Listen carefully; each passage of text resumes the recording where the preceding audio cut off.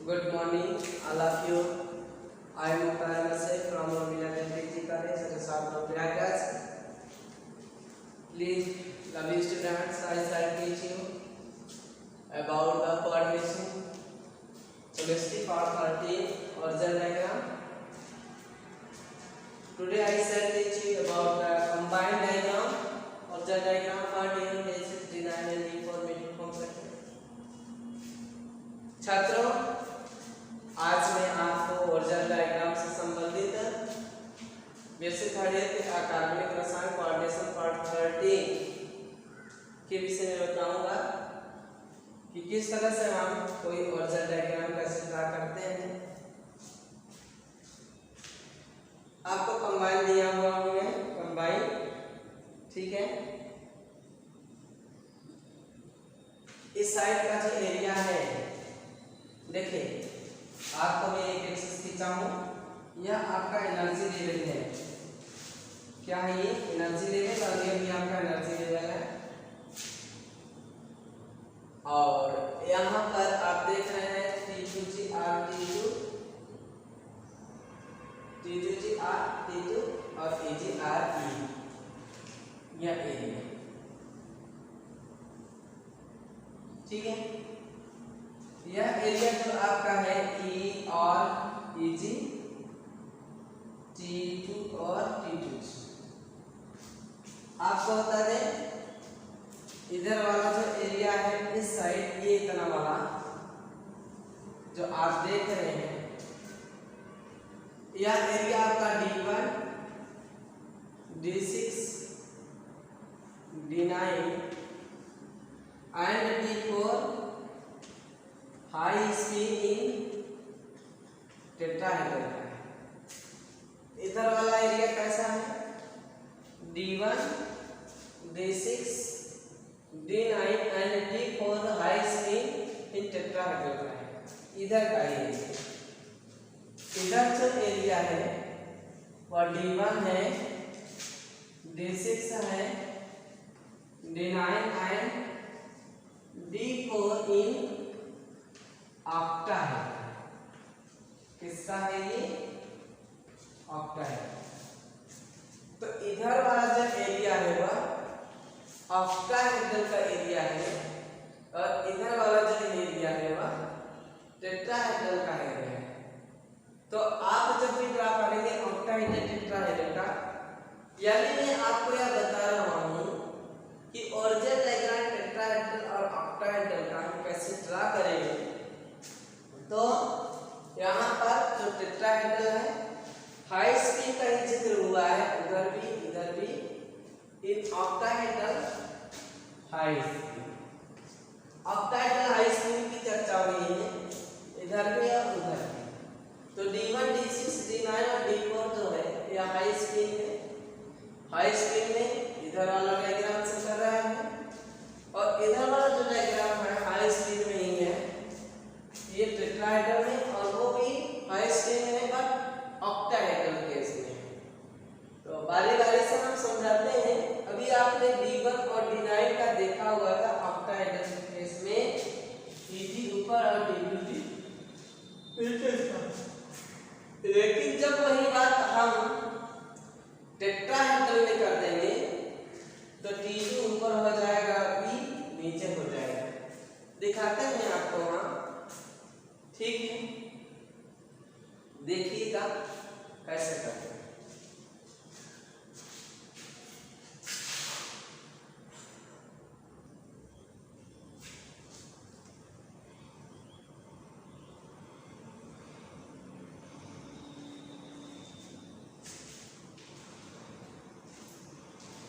अब हम आपको यह बताएंगे कि कैसे हम D4 या फिर D6 का कैसे निकालते हैं, इसको हम बताएंगे आपको, है ना। तो इसको देखिएगा, जैसे मान लीजिए मैंने आपको D4 का दिखाया, क्या दिखाया? D4 का होरिज़ोंटल डायग्राम।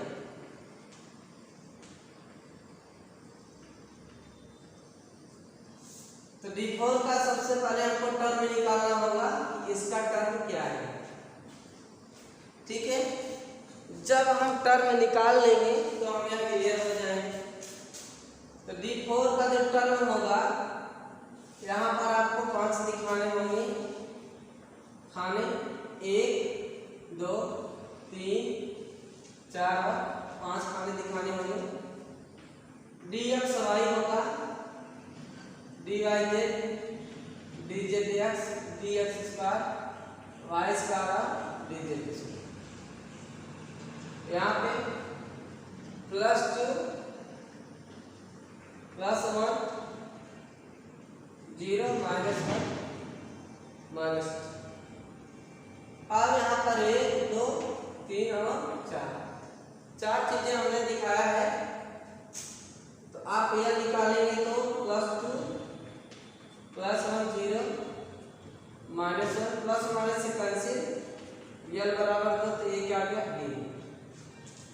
2s + 1 से पहले इसमें निकालेंगे तो अरे अच्छे से देखिएगा, तेजी साथ में देखिएगा। यल बराबर 2 आया है इसलिए यहाँ पे यह क्या हो जाएगा d। यल बराबर 2 आया है इसलिए यह क्या हो जाएगा d हो जाएगा। जब यह d होगा अब हम यहाँ पे क्या निकालेंगे, स्पिन निकालेंगे। जब हम यहाँ पे स्पिन निकालेंगे आप यह भी जानते हैं कि जो D1 का सिस्टम होता है वही D9 का होता है, जो D2 का होता है वही D8 का होता है, जो D3 का होता है वही D7 का होता है, जो D4 का होता है वही D6 का होता है। D5 और D10 अलग होता है। इस चीज को समझ लीजिए, क्या मैंने बहुत पहले पढ़ा दिया। अब यहां से आप यस निकालिए। जब आप यहां से यस निकालेंगे तो 4 इलेक्ट्रॉन सब हाफ हाफ में ही है, तो plus half plus half plus half plus half, इस तरह से चारों इलेक्ट्रॉन को मैंने प्लस हाफ दिखाया है। तो यस बराबर क्या हो जाएगा 1 2 3 4 4 का बटा 2 हो जाएगा, 2 1 2 2 दूनी 4 हो जाएगा। यस बराबर क्या आएगा 2। अब जब यस बराबर 2 हो गया तो 2s + 1 से हम 2 दूनी 4 + 1 बराबर 5। ठीक है, तो जब 5 आ गया तो वहीं जहां 2d लिखते थे वहीं पर हम 5 भी लिखेंगे। बाकी सारे पॉइंट का मैटर वही रहेगा ना, सारे पॉइंट का मैटर क्या रहेगा वही रहेगा।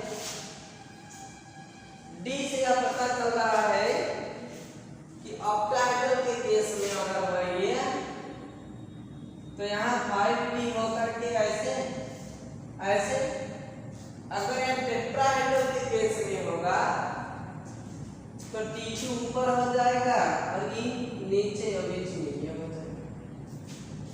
और यहाँ हम शो कर देंगे एनर्जी और यहाँ शो कर देंगे लिगेंड स्ट्रेंथ।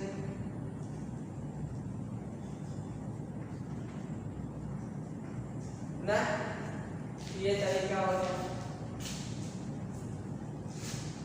तो यहाँ पर हमने क्या शो कर दिया एनर्जी लेवल और यहाँ क्या कर दिया लिगेंड स्ट्रेंथ। अब देखिए इसका मतलब यह हुआ कि अब इसमें आपको दिखाना होगा क्या कि इसके कितने किस तरह से इसकी स्प्लिटिंग हो रही है और कैसे क्या सीए मिनोन सीए दे रहा है, यह दिखाना होगा। तो इसको दिखाने के लिए देखिए बेटा जी यहाँ पे मैटर यह है कि जब ऐसा केस बनेगा तो ऑलरेडी यहाँ पे जब हम ग्राफ दिखाएंगे ऐसे कंडीशन में उठा करके बस ऐसे दिखा सकते हैं। बस इधर एनर्जी हो लिगेंड स्ट्रेंथ जो होगा वह जैसे हो जाएगा आपका 2000 सीएम इनवर्स, 3000 सीएम इनवर्स,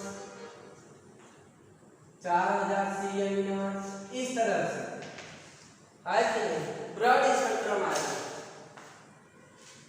क्योंकि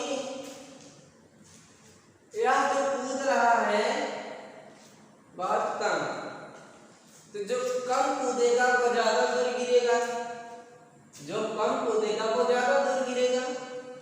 इसका मतलब स्पेक्ट्रम कैसा आएगा? ब्रॉड स्पेक्ट्रम आएगा। हमने आपसे कहा था स्पेक्ट्रम दो तरीके का होता है, एक ब्रॉड होता है, एक नैरो होता है। तो यह कैसा स्पेक्ट्रम आ जाएगा आपका? ब्रॉड स्पेक्ट्रम आ जाएगा। तो यह सारे कंडीशन होते हैं आपको ड्रा करने के लिए। तो सबसे पहले आप करते क्या है, टर्म सिंबल निकालते हैं। टर्म सिंबल आपको निकालना आना चाहिए। टर्म सिंबल निकालने के बाद आप उसकी टर्म सिंबल को देखेंगे कि आपको यह भी देखना पड़ेगा कि आपका जो कॉम्प्लेक्स है वह टेट्राहेड्रल में है कि ऑक्टाहेड्रल में है, यह भी देखना होगा। तो आपको जैसे ही टर्म सिंबल आप निकालेंगे तो आपको यह पता हो जाएगा कि जो टर्म सिंबल निकला हुआ है वह ऑलरेडी टेट्राहेड्रल में किस तरह से है और ऑक्टाहेड्रल में किस तरह से है। टेट्राहेड्रल में किस तरह का शो कर रहा है और ऑक्टाहेड्रल में किस तरह का शो कर रहा है, उसकी क्या स्प्लिटिंग है। जब आप यह देख लेंगे तो यह देखने के बाद आप उसके ग्राफ को खींचेंगे, उसके कर्व को ड्रा करेंगे और उसके कर्व को जब आप ड्रा करेंगे तो ऐसा वो आपको सीएम इनवर्स होता है। तो जब उसकी स्प्लिटिंग कम होगी तो उसका स्पेक्ट्रम ब्रॉड आएगा, जब उसकी स्प्लिटिंग ज्यादा होगी तो उसका स्पेक्ट्रम नैरो आएगा, है कि नहीं। नैरो मीन्स होता है कि उसका जो स्पेक्ट्रम है वह ब्रॉड ना हो करके बिल्कुल नुकीले टाइप का आएगा, पतला सा आएगा। ठीक है, हम आपको आगे कुछ और शो करते हैं, आप देखिए। अब उसके बाद देखिएगा, जैसे मैं आपको कुछ दिखा रहा हूं,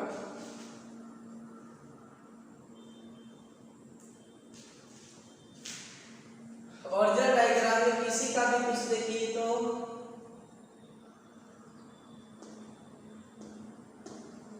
D6 का ही दिखा रहे हैं।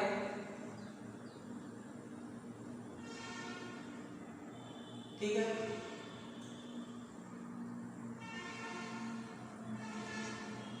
D6 के केस में आप D को खींचिए, 1 2 3 4 5 ना, DXY DYZ DZX DX square Y square DZ square 1 2 3 4 5 6। ठीक है, ये तरीका है। +2 +1 0 -1 -2। ठीक है, यह हो गया। अब इसमें आप देखिएगा कि होता क्या है। अब इसका हम एजीमुथल क्वांटम नंबर निकालेंगे ना। एजीमुथल जो क्वांटम नंबर हम निकालेंगे, यहाँ पर आप देख सकते हैं कि जब हम यहाँ पर यल निकालेंगे तो यल बराबर हो जाएगा 2 इलेक्ट्रॉन है तो पहले इलेक्ट्रॉन के लिए प्लस, दूसरे के लिए भी प्लस, तीसरे के लिए +1, चौथे के लिए भी +1 ना, चौथे के लिए भी क्या, तीसरे के लिए 0 हो गया, सॉरी ठीक, चौथे के लिए 0 और पांचवें के लिए +1 और छठवें के लिए भी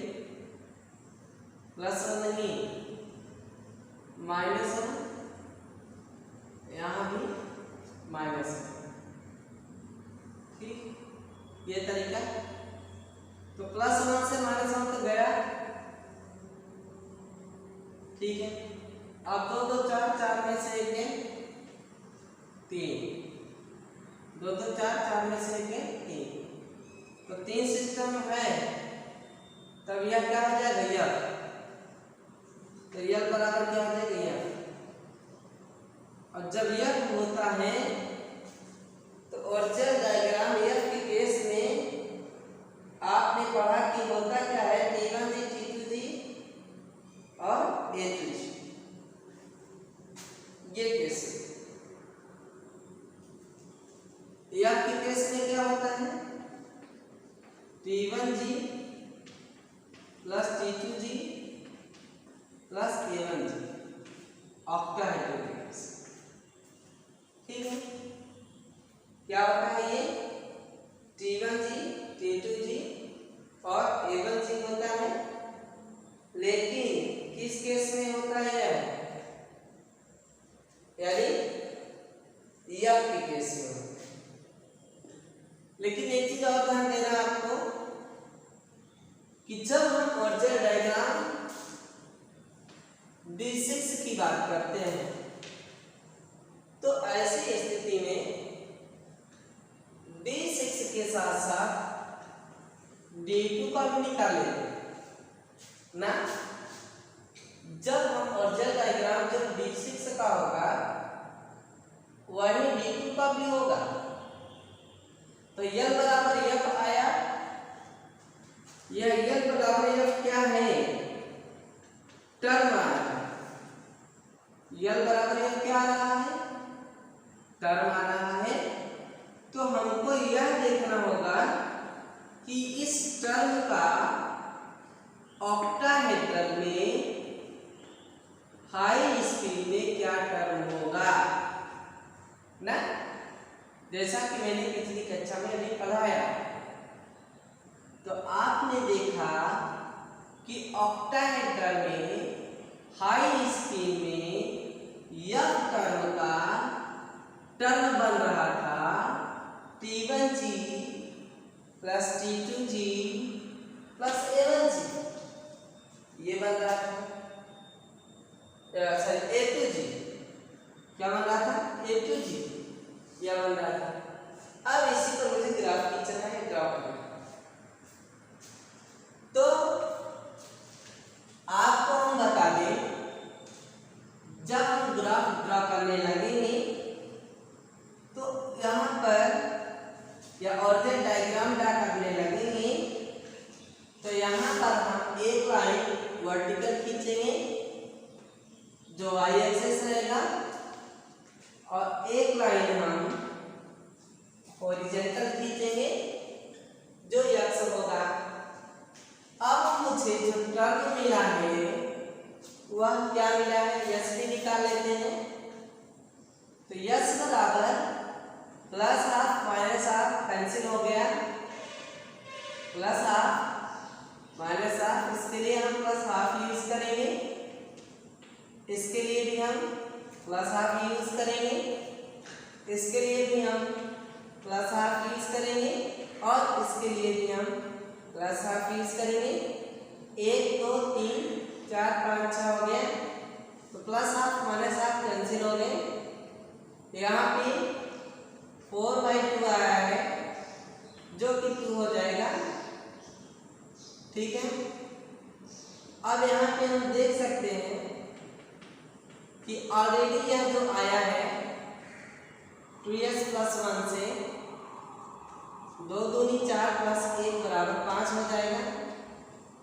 तो यहाँ पर जो बन रहा है टर्म वह आपका 5f बन रहा है। 5f ऑक्टाहेड्रल हाई स्पीड के केस में जो यहाँ पर सिस्टम आ रहा है वह यह आ रहा है T1G plus T2G plus A2G। तो आपका जो T1G है वो नीचे है, T2G इससे थोड़ा सा ऊपर है और A1G जो है A2G यह सबसे ऊपर हो गया। तो ये क्राइटेरिया रहा गाउस डायग्राम का। और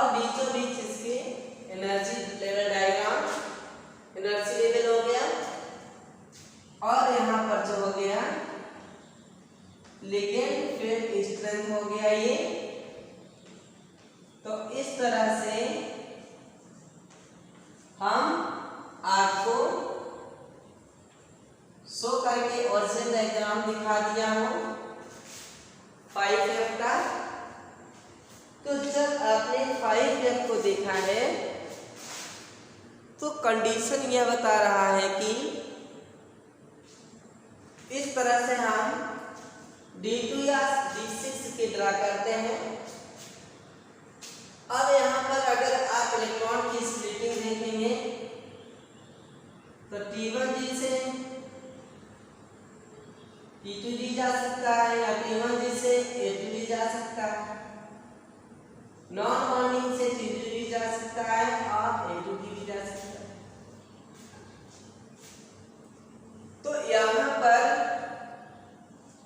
स्ट्रेंथ की बात करें अगर, तो यह आपका सबसे लंबा जो लेवल है वह T1G से A2G का जो ट्रांजिशन हो रहा है वह सबसे ज्यादा है, और फिर उसके बाद T1G से T2G का है ट्रांजिशन, फिर उसके बाद आपका नॉन बॉन्डिंग से T2G सबसे कम है बट नॉन बॉन्डिंग से A2G ज्यादा है, फिर उसके बाद सबसे कम जो है नॉन बॉन्डिंग से T2G है। तो ये आपका वेवलेंथ शो करेगा। अब आपको अगर हम यहाँ पर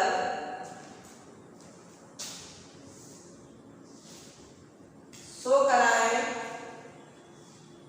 इस तरह से, तो यहाँ क्या है, थोड़ा सा उठा डाउन हुआ, फिर देखिए इतना उठा डाउन हुआ, ये देखिए।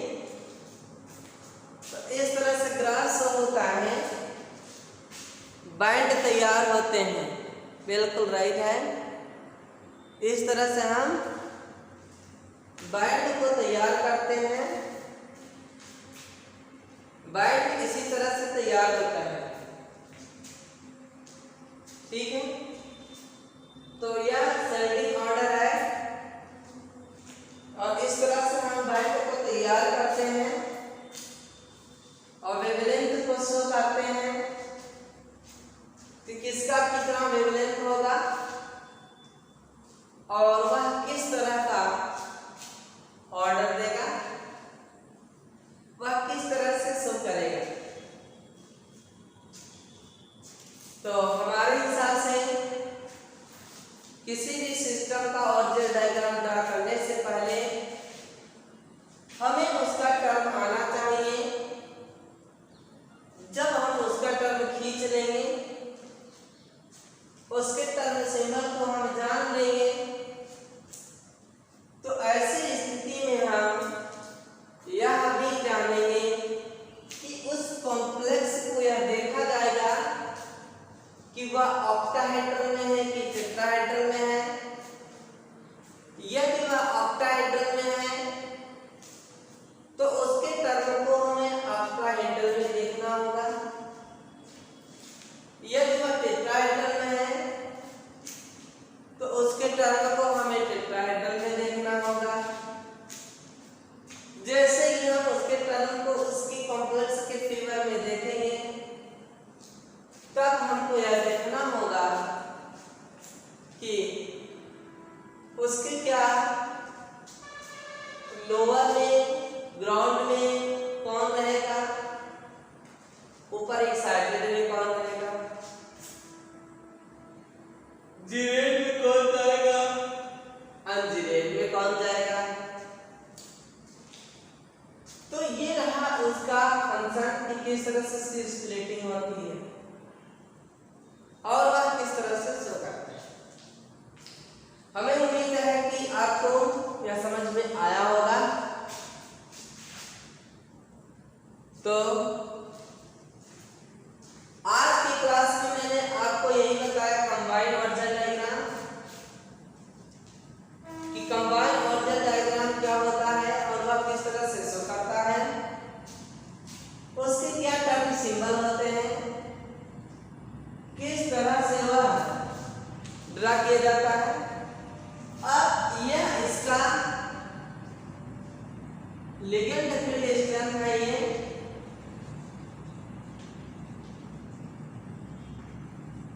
लिगेंड फील्ड स्ट्रेंथ के सारे हम ये जानेंगे। यह इसका एनर्जी लेवल है। मान लीजिए यहाँ हो गया कि 10,000 cm यूनिवर्स घट भी सकता है, 4,000 cm यूनिवर्स इस तरह से घटता हुआ तो इसी टाइप से हम किसी भी और से डायग्राम को ड्रा करते हैं कि कैसे हम ऑर्डर डायग्राम को। सबसे पहले तो आपको टर्म सिंबल ही मालूम रहना चाहिए। विदाउट टर्म सिंबल के हम ऑर्डर डायग्राम नहीं ड्रा कर सकते हैं। और जैसे ही हमें टर्म सिंबल मालूम हो जाएगा तुरंत हमें उस कॉम्प्लेक्स के टर्म सिंबल को देखना होगा कि वह कॉम्प्लेक्स किस फेज में है, ऑक्टाइड या टेट्राइड में। फिर उसके बाद हमें जैसे ही ये पता चलेगा कि कौन ग्राउंड में कौन एक्साइटेड में है, तो ऐसे इस तरह से उसकी इंटेंसिटी निकल आएगी, उसकी ट्रांजिशन फ्रीक्वेंसी क्या है, किस तरह से वो ट्रांजिशन कर रहा है, जिसके तहत कलर जनरेट होगा। और जब ये ड्रा हो जाएगा तो आसानी के साथ हम ग्राफ खींच देंगे। जब ग्राफ खींच देंगे तो ये हो जाएगा। ग्राफ खींचने पर पता यह चलेगा कि वो वेवलेंथ कितने cm यूनिवर्स का दे रहा है और किस तरह का शो कर रहा है। तो इस तरह से आपके टर्म सिंबल हो गए हैं। आप इसको बिल्कुल ना भूलिएगा, नोट्स बनाइए। अब हम इसके आधार पर D1 से लेकर के D10 तक का और Z डायग्राम आसानी से ड्रा कर सकते हैं। D1 से लेकर के D10 तक का और Z डायग्राम आसानी से ड्रा कर सकते हैं, इसमें कोई दो राय नहीं है। D1 से लेकर के D10 तक का और Z डायग्राम हम आसानी के साथ ड्रा कर लेंगे। आप इसको प्रैक्टिस करिएगा। पिछली वाली क्लास में मैंने आपको कुछ टर्म सिंबल निकालने के लिए दिए भी हैं कि आप उसका टर्म सिंबल निकाल करके हमको बताएंगे। बट मैंने कमेंट बॉक्स को खोला, उसमें आपने कुछ कमेंट नहीं लिखा हुआ था, इसलिए हमें लगता है कि आपका जवाब सही आया होगा, आपने सही किया होगा। अब हम चलते हैं अगली क्लास की तरफ चलेंगे, जिसमें हम आपको चार्ज ट्रांसफर के विषय में बताएंगे। तो वो बात हम अगली क्लास में करेंगे। तो ठीक है, आज के लिए इतना ही। हमें उम्मीद है कि यह वीडियो पसंद आया होगा। अच्छा लगेगा तो इसे हमारे चैनल को सब्सक्राइब करिएगा। कमेंट बॉक्स में जाकर के कमेंट जरूर लिखिए। वीडियो को लाइक करना ना भूलिए और अपने दोस्तों में शेयर ना करना भूलिए। बस आज के लिए इतना ही। मिलते हैं अगले वीडियो में। धन्यवाद। Okay, thanks.